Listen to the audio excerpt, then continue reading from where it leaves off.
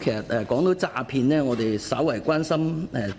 政府都有做嘅，就係長者嘅詐騙。即係其實咧，好多長者可能佢哋對社會嘅接觸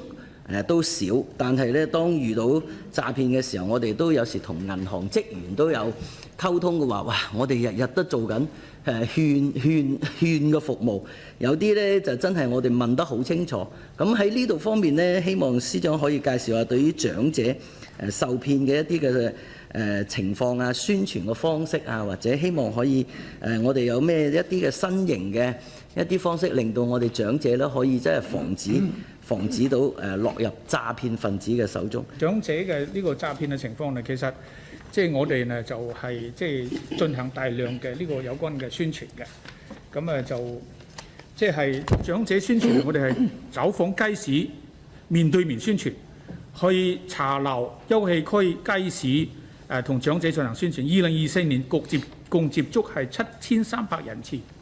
嗰個力度係好大。另外就針對長者進行講座，同社團同坊會同長者中心合作，咁舉辦咗係121場，接觸係超過7500人，咁呢個係一個即係針對長者嘅一個宣傳。